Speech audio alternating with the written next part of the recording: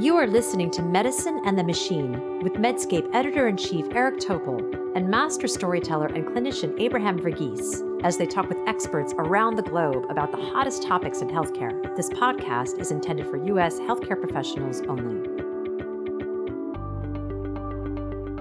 Hello, this is Eric Topol from Medscape, Medicine and the Machine podcast, and we have a very unique combined podcast with my friend Bob Harrington of the Bob Harrington Show, because we are going to interview Abraham Verghese about his new book, The Covenant of Water, also, I would say, the masterpiece. We are really thrilled to have you, Abraham. It's a strange position to be in, Eric. I'm usually your co-host, and I find myself the subject, but what a delight. Thank you so much. No, well, Bob and I are going to gang up on you about this. I'm going to let Bob go ahead with why don't you get things started? I got a whole long list of questions. Yeah, I have my whole long list of questions too that I've been working on while I've read the book over the last few weeks. And as I said before we came on air, Abraham, thank goodness I had a couple of cross-country trips in which I was able to really read through the book and really appreciate the beauty of the book. And I want to thank you and Eric for having me on your podcast, because this will hopefully raise the ratings of my podcast. So that's good. But thank you both.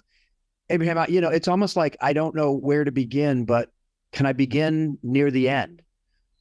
Please, except we want to be careful not to give away. I'm not going to do a reveal, but I want to talk about the medical problem that goes on through generations. And was this something that you had seen as a student or something you had read about? I mean, I was fascinated by how it all plays out. Yeah, I think, Bob, very much like you and Eric, I have a few zebras that I tuck into my back pocket, and every now and then when I run out of things to talk about on rounds, I'll ask a question like this, what causes... why do we say beware of a man with a giant liver and jaundice and a glass eye? They're little riddles or puzzles. And one of the puzzles that I have always had was this about familial drowning. And the resident's immediate reaction is to talk about cardiac causes and channel disorders. But one of the disorders is the one that I have in the novel, which is not a cardiac disorder. And I guess I've been fascinated by the fact that, over the many, many decades, there are conditions that get labeled, and that's about it. And then decades pass before we truly understand what they were. And I think a great example that I never forgot was, people have known about jaundice for years and years. And they recognized that when you had jaundice, your urine turned very deep yellow. But they also recognized that there was a kind of jaundice that ran in families where the urine did not turn yellow. And they call this acholuric jaundice, jaundice without bile in the urine. And many, many decades later, we now know they were talking about hereditary spherocytosis. Right. And so I've always loved that sense of, we're probably dealing with things now that in 90 years will have very clear labels and make us look like primitives. So I wanted to make something like that play out in this novel, which is why it had to be several generations. Yeah, I'll say, I think traced throughout 7 generations, somewhere along the way between the 3 that appear actually through the book. I guess the thing that struck me the most, and I'm sure interested to get your perspective, is the impact of your mother in this book. Not only about when she responded to your niece with the long manuscript and the sketches she put together, but the names you used in the book, Big Amachi and her granddaughter Miriama. It seems like your mother's influence here, not only of course the geography where she grew up, was profound. Can you talk to that? Yeah, I think my mother's influence was really, really profound. I think, as you mentioned, when she was in her 70s, she penned this manuscript for my niece, who was 5 years old at the time, because my niece asked her, what was it like when you were a little girl? And my mom just was floored by that question. How does she communicate to a 5-year-old girl what her 5-year-old existence was like. I mean, she was born in the 20s and no running water or lights, which was true when I went to visit in the summers. And, it wasn't a deprivation, far from it. It was a beautiful, ghostly lit evenings that were quite special. And the harsh electric light kind of destroyed that mood. And my mom, she graduated with a degree in physics just about the time India was getting independence, and there were no jobs to be had. So she saw this ad for a teaching position in Africa. And can you imagine a single woman in a sari in the 1940s taking a steamer to Aden and then to Ethiopia, sight unseen? So she clearly had a tremendously daring spirit. And then in her 50s, she came to America and taught junior high. She came here long before I came. And so that by her 70s, she'd lived through so much. And so she began to write this document, handwritten, illustrated, for my niece. So I think that document was a great inspiration for me to set the novel in Kerala. Geography is perhaps the biggest decision you make as a novelist is, where are you going to set this? If I tried to set the same story in Pasadena, it would alter the story completely. So that was huge. But more than my mother, to be honest, it was my grandmother and my great-grandmother by reputation who I really was celebrating, because I think in many novels, mothers are portrayed as evil or flawed, and my grandmother especially, she came to that house when she was a young bride, married to a groom who was just as young as she was. These are, it always startles the Western reader to read in the opening page about a 12-year-old bride getting married. But for the most part, they were marrying 12-year-old boys or 10-year-old boys, and they just became children in that household. In fact, on the tour, I ran into a relative who was showing me some photo albums and pointed to one of my relatives, long deceased, and said, when she was a little girl, and by the way, their bond with their mother-in-law becomes greater than their mother, because they come to this new house at the age of 10. And so this little girl said to her mother-in-law, Amachi, that boy, that annoying fellow, that one over there, can we get rid of him? And that was her husband, So, but anyway, my grandmother lived her life in that compound. I don't think she ever left the place, had no real knowledge of the outside world except from what she read in the paper, and she could read.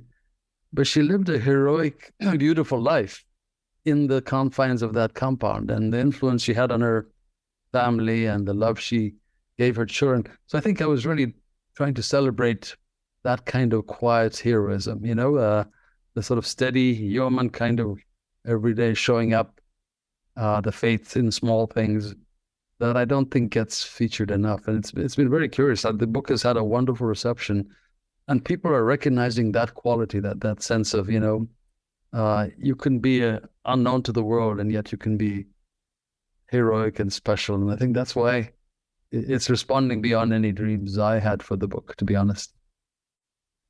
Abraham, let me extend the question that Eric asked you about your mother and the influence, and your answer in some ways about paying homage to strong women in your life. How does a male author tap into these very feminine qualities, which you explore so beautifully? I mean, I felt like I was listening to my own mother and grandmother, and then I was remembering that, well, this is a male author writing about this. How'd you do that? What was the process?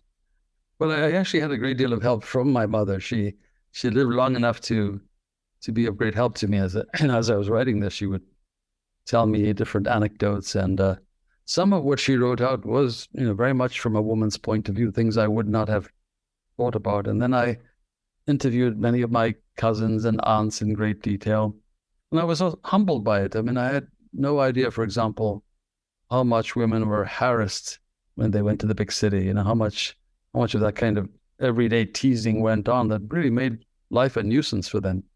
And the nuances of childbirth, I would really have had no idea about that, except from debriefing my cousins in great detail about that whole experience and the sense of being completely isolated in this other world. And, no one could help you. It was just you and this child trying to come out. And So I think I had a lot of help then. And, where I didn't have help, I had my imagination. So that's where it came from pretty much.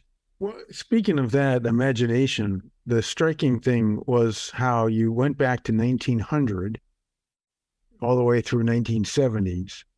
And so not only a geography that perhaps you were only familiar with from summers with your grandparents or the medical school at Madras on the other side of the country, I guess, but you were able to historically, I don't think you were making things up. I think you were really attending to details and accuracy. How did you do this? All these decades that, how you could possibly be accurate and take us back in time like that? Well, I mean, first of all, it was actually a lot of fun, because if you think about it, that's an incredibly important epoch in human history, 2 world wars. And then within India, you had this major upheaval after centuries of colonization. Finally, in the 1940s, you have the country becoming independent. It's a very, very interesting and well-known time period to write about. I actually had a couple of spreadsheets going with all the medical advances year by year from 1900 to 77, and then the political changes in India year by year, the global changes, and always being careful to make sure that the local events I was describing, if someone was listening to a radio, that they were listening to something that could have been actually happening at that moment. But there's a point where research just becomes an excuse not to write. So I did a lot of research, and I actually went back to India a couple of times. And I was very familiar with the area in the sense that we spent 2 months in the summer there every year. Even though I'm not fluent in reading or writing Malayalam, the local language, I understand it pretty well. I don't speak it fluently, but I can speak it. So it wasn't like a foreigner going there to write a story and set it there. I had some familiarity with the rituals. And so, there came a point where you just have to say you have enough material and you just go with it. I had a lot of great researchers helping me too as I got into the novel. People in Kerala who were translators from Malayalam to English who, were really turned out to be real beautiful people who had a great understanding of what I was trying to get at and making sure I got it correctly. So it was a lot of fun, actually. I mean, I think if I had picked 1800 to 1900, it would have been much harder to research. Although the changes from 1900 to 1970s, where the book is, are a lot more extraordinary than maybe the changes from 1800 to 1900, and you capture it so beautifully. I love the quote now, Abraham, research is just becomes an excuse for not writing. I'll remember that when I'm writing my own activities. I'm looking behind you on the screen here at your whiteboard, and I've been to your home and I've seen the whiteboard as the book progressed. Talk about that, how you use your visuals to just the process. How's that work for you? Does that help stimulate your imagination? Is that how you explore an idea? What's the process? Well, I mean, the genesis of this whiteboard is my first book took me 4 years, My Own Country. The next one took me 6 years, and The Tennis Partner, and Cutting for Stone took me 8 years. And, I'm not very good in math, but I could see the trend was not in the direction I wanted. So I was really determined to do my best to plot out this novel. And that's hard to do. I mean, how do you plot out an entire novel when you haven't begun writing it? But I had a few things. I had the geography. I had this family, 3 generations of it. I had the principal character, the protagonist. And so I began to draw this elaborate whiteboard. And I do think visually. So, it was very helpful. But very soon I was deviating from the whiteboard, and I had to stop, photograph it, erase it, and start again. There's a maxim or a dictum in writing that character is determined by decisions taken under pressure.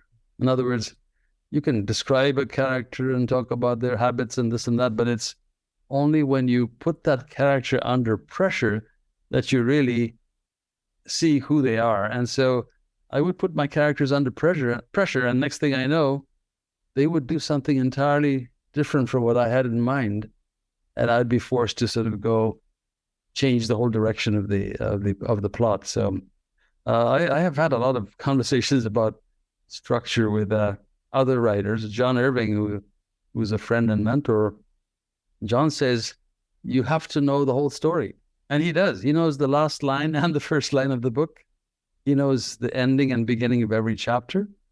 And he says, Abraham, if you don't know what you're hiding under the table and when you're going to bring it out, then you're not a writer. You're just an ordinary liar. You're just making this up as you go along, And then there are writers like Michael Ondaatje, and I told him this anecdote. And Michael also lives in Toronto now, and I got to see him on this book tour. And then he says, I know where John's coming from, but it's hard to get there. But I think eventually writers like me, we get to that point where John is, in the sense that at a certain point, after all these iterations of the whiteboard, I knew the whole story. And once I knew that, then I could really go back and make sure things connected and make sure what needed to be hidden was hidden and make sure I left enough clues. So, and that's a very satisfying moment when you get there. But to me, it came after years of writing, years of finding out that, this was not the right vein to pursue, and this was very fruitful, but it's not in this book. And, it's hard. I don't know any other way. I wish I have to find a more efficient way, but it eludes me right now. Things like it work pretty darn well, Abraham. And since you mentioned that, just reacting to what you said, I read Andrew Solomon's review of your book in the New York Times, where he quite appropriately described you as a genuine humanist, and your ability, your expertise, a profound moral architecture of the spirit. But he suggested in that piece that your inspirational storytelling was like a Charles Dickens. Were you actually inspired by Charles Dickens? Because you just mentioned other authors that you had felt there, or perhaps influenced by. I think it'd be hard not to be inspired by Dickens. And so I think growing up, I was an ardent reader. I think like both of you. I know Bob is very much of that mold. And I read all the classics, and Dickens was the consummate storyteller. I mean, the way he built character, who can forget Uriah Heep or David Copperfield, or, all these characters, they live. And so I think that I was very much influenced by Dickens, but perhaps more than Dickens, I think my big influences were more recent. They were Gabriel Garcia Marquez. Just love his brand of storytelling and his prose, which is a little more lyrical, more poetic, I think, than Dickens, who was colorful and breathtaking.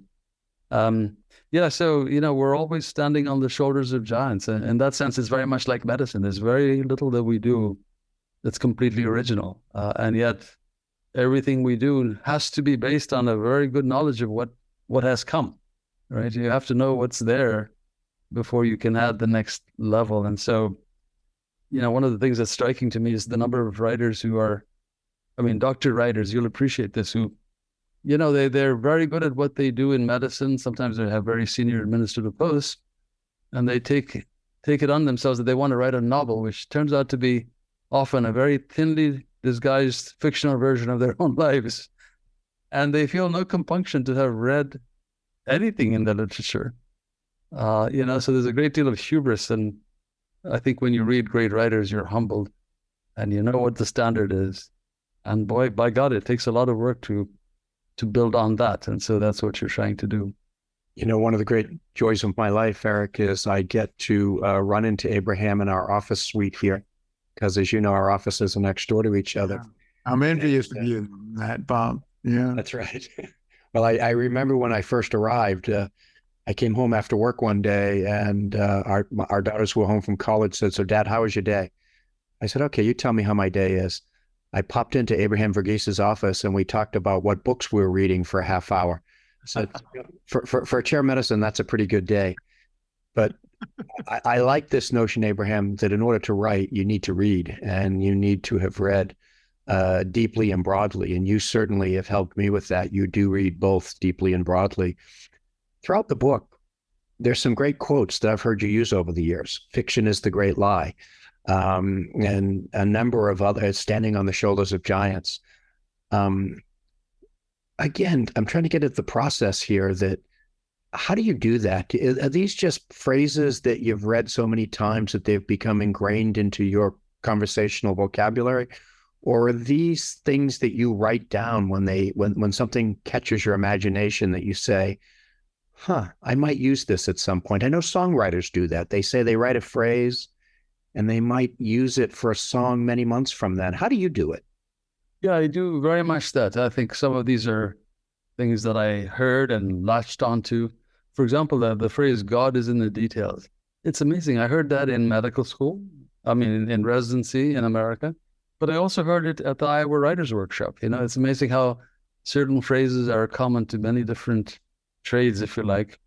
The business about fiction being the great lie that tells the truth is always been something that resonated for me, because I feel like I'm always trying to make the case as to why we read fiction. And there's a trend, I think, especially in medicine and science, for people to feel, well, I'm a serious kind of guy. I only read biographies and memoirs. I don't read fiction.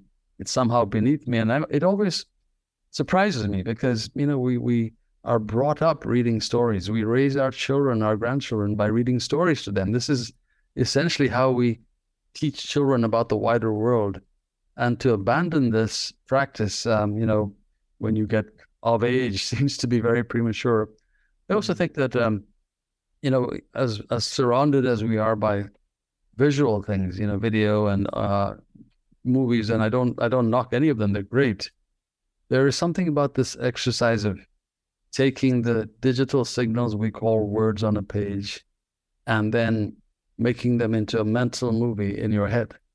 So, this process of my writing a book, ultimately, it's a collaborative act with one reader. If you want a theory of how all this works in my mind is the writer provides the words, the reader provides their imagination, and somewhere in middle space, this mental movie begins to take shape. And it's very much theirs, which is why when they go to a movie theater, they're terribly disappointed if so-and-so has been cast as the lead when they visualized it another way. And I worry that if we don't have this exercise of, reading words and making our mental movies, a part of our brain atrophies. In my mind, I relate it to a kind of unimaginativeness in medicine that I don't mean, in terms of inventions, but if you think about it, the number of metaphors that are colorful, like the saber shin tibia, the mulberry molar, the salt and pepper skull, I don't know. This is off the top of my head. The mulberry molar, the strawberry tongue, the raspberry tongue. There are no metaphors, Eric or Bob, that I can point to in the last 50 years that are anywhere as colorful as the peg-shaped incisor or, any of that you and I were raised on. And it's striking because in my lifetime, I've seen so many new diseases in my specialty, AIDS and SARS and Lyme and ehrlichiosis and on it goes, but not one new metaphor. I think that this is partly because we've become so left brain rigidly focused that we're not being as colorful and imaginative with science as we can be. And I think we should be in order to communicate it well to other people. Actually, it's very interesting and insightful about metaphors. You spoke about the written word, but you also did the audio book, which to me, to read this long a book, I don't know how many weeks that took to do. And then now you have, of course, a wonderful voice, which is why doing the podcast with you is a treat, because you're very soothing, very kind of deep, impactful voice. What was it like to read the book and then you're giving the audio signals rather than the written ones for people to make their mental movie?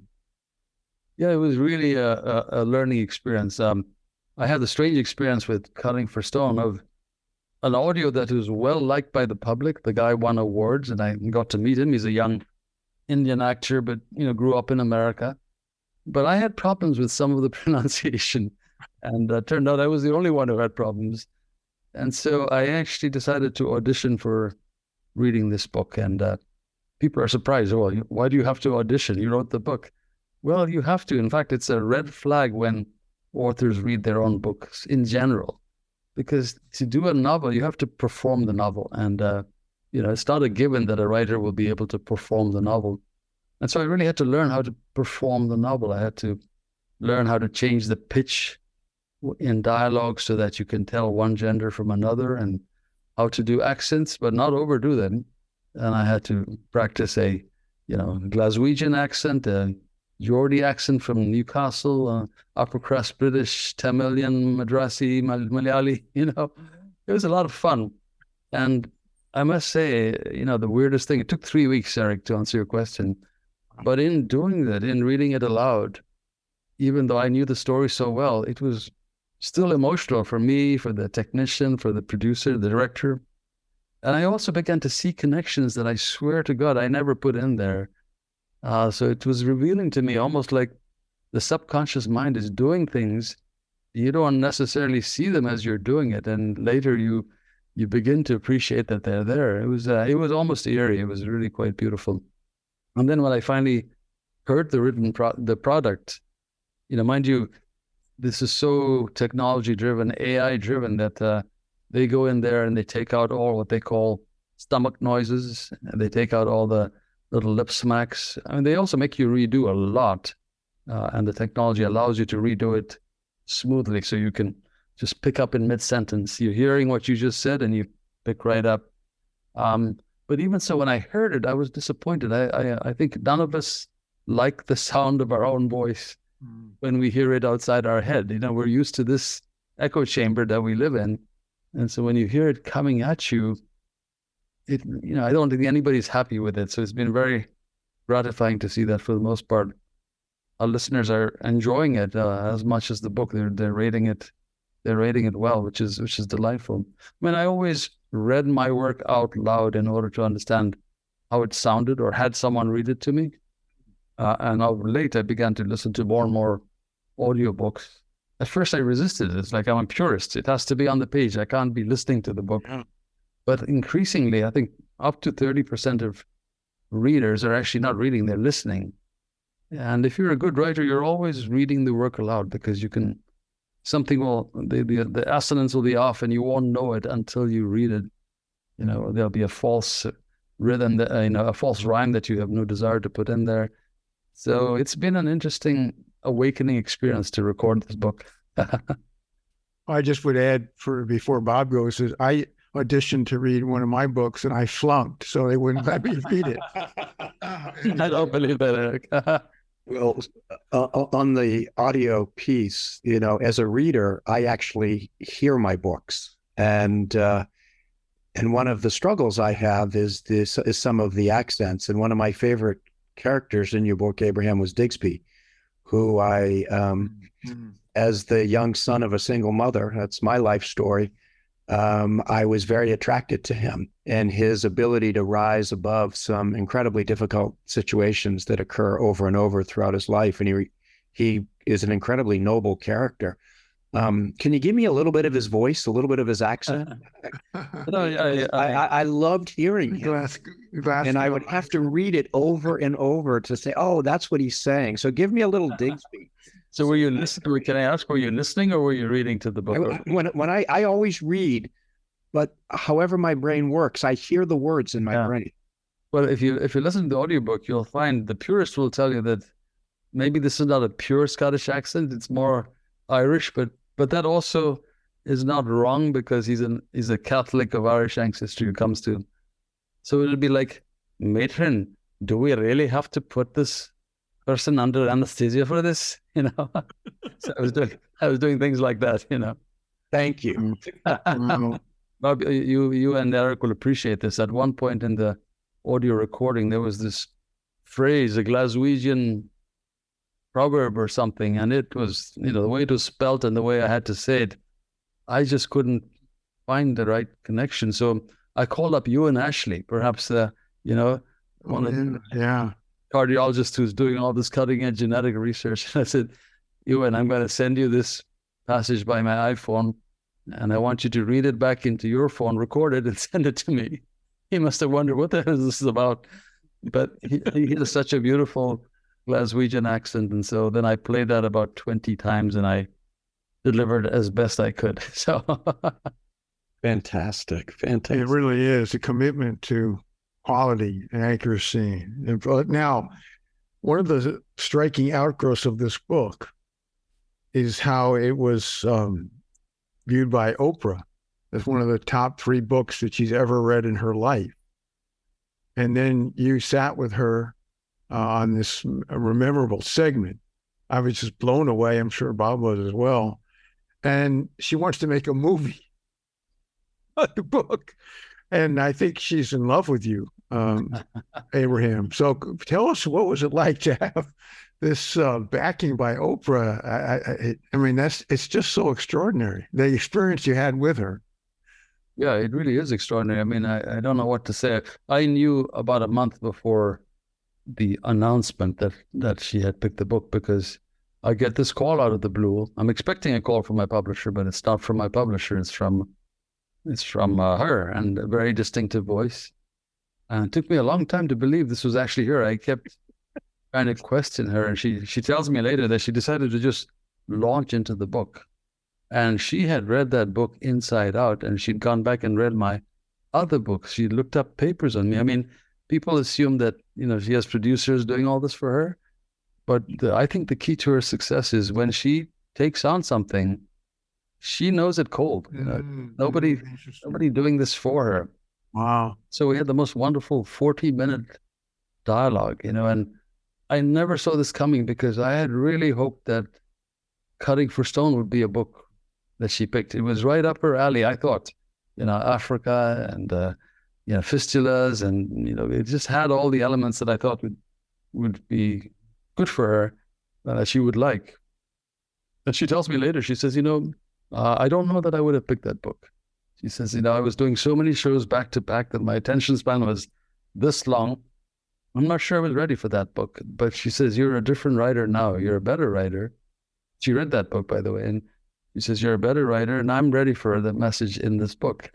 And she said that she started reading and she just knew this was the book a couple of pages in, it's been a phenomenon on the book tour. I think I alluded to it, and I don't want to sound like I'm making too much of this, but I don't understand it myself, where people are having this great connection with these simple characters who are bringing something out of them, about themselves, and about the unheralded people in their lives, perhaps. I don't quite know. But I will tell you something I think I shared with Bob, that it was potentially the most nerve-wracking moment of one's life, I would guess, to be appearing, on CBS Morning News with Oprah and Gail. And I was somehow, just as after I met her and I was getting on stage, I felt this enormous calmness, I was not nervous at all. I don't know, I think it was a sense that all the dues I've paid, and Bob knows how many ups and downs I've had with this book, that, that for once I wasn't like, oh, shucks, do I deserve this? I really felt like I belonged there, and, this was my moment, and I wasn't going to waste it by being falsely humble, I mean, not that I was arrogant, but you know what I'm trying to say? It was my moment, and I sort of knew it, and I felt that deserving for the effort I put into that book. Well, I can vouch for the effort of weeks at a time when you needed to just bear down and write. But Abraham, let's talk a little bit about the book tour, since we're talking about Oprah. And you say that people have appreciated the simplicity, simple people doing extraordinary things. To me, none of these were simple people. These were deep, complex, and many times conflicted individuals. What are you experiencing on tour? What are people talking with you about? What's moved them, and what's moved you from talking to your reading audience? To address the first part of your question, I think you're right. I mean, they're not all simple people. When I say that, I'm referring to Big Amachi, the main character.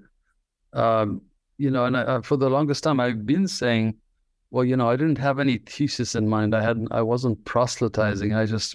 My goal is always a good story well told. That's the goal, But the truth is, when I look back now, I'm sort of seeing a pattern. I think it's good people who make bad decisions, and then are trying to atone. They're trying to make up for it. And you know, that's me, I suppose. That was me coming through, you know, the sense of being able to see the mistakes I've made and wanting to atone for them, to make them whole.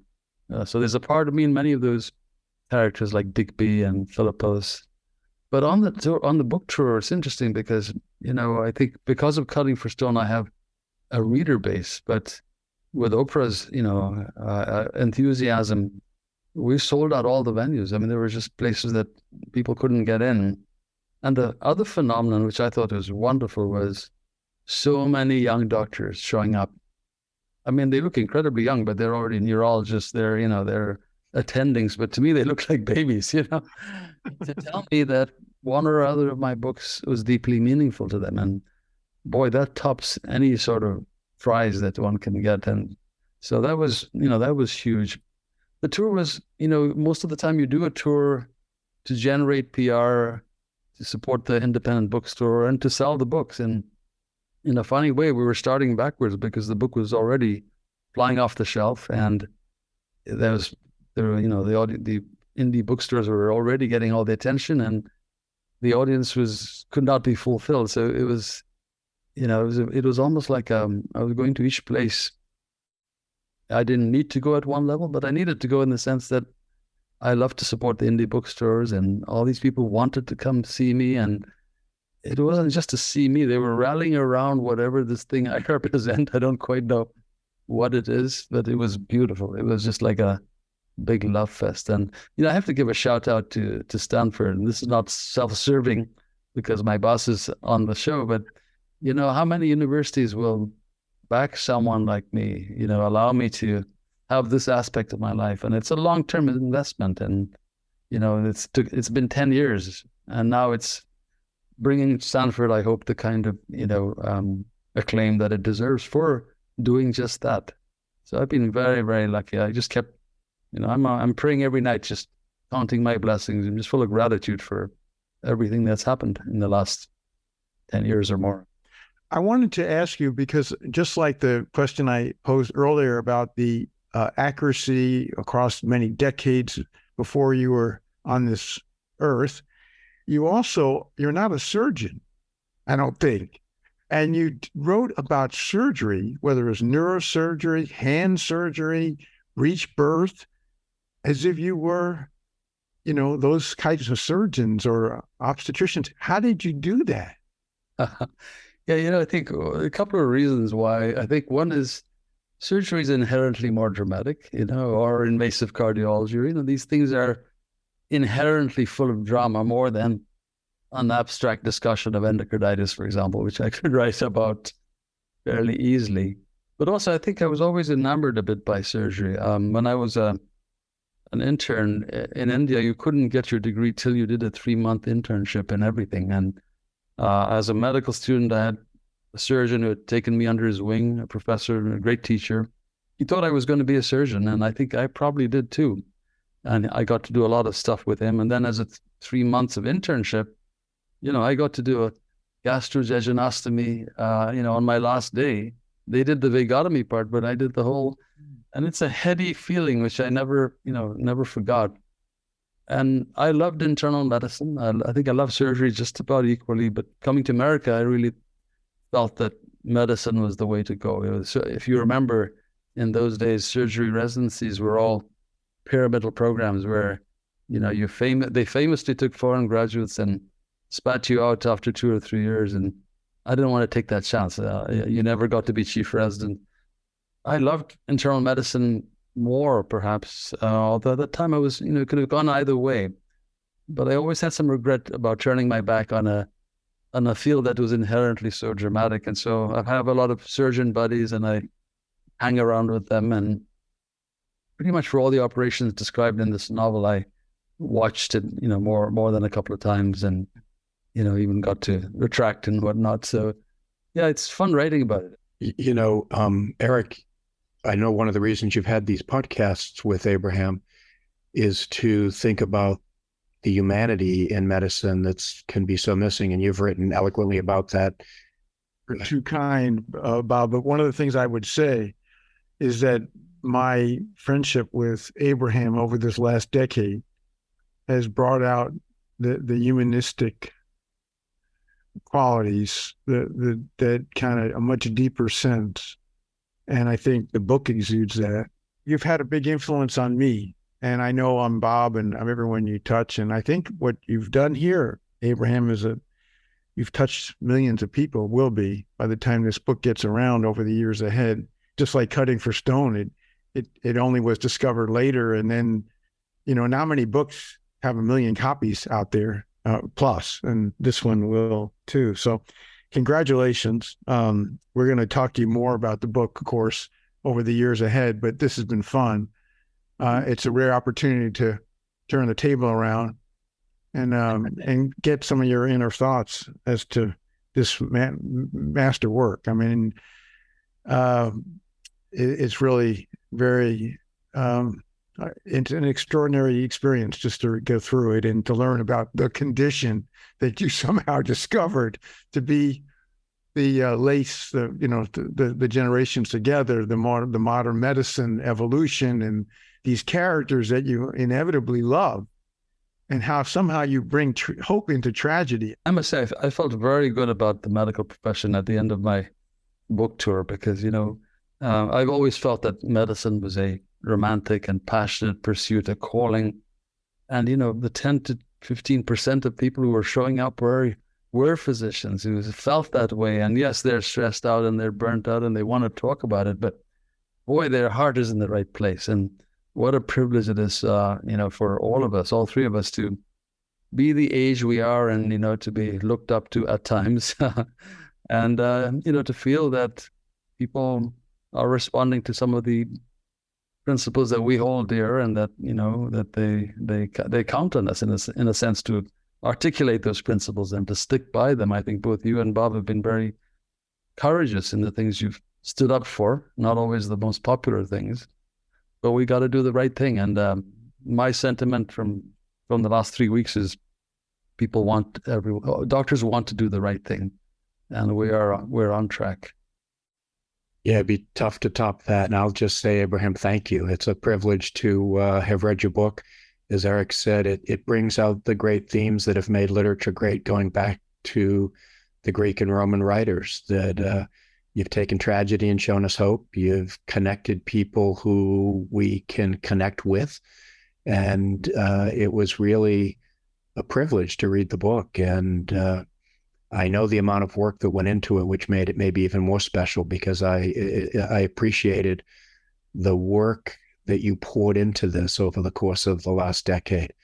Now, having said that, I hope the next one doesn't take another decade, and that Eric and I can have you back for another discussion. But Eric, thank you so much for letting me join you on your podcast. This has been a lot of fun for me. Thanks for a wonderful experience. Thank you, guys. Thank you so much. Thank you.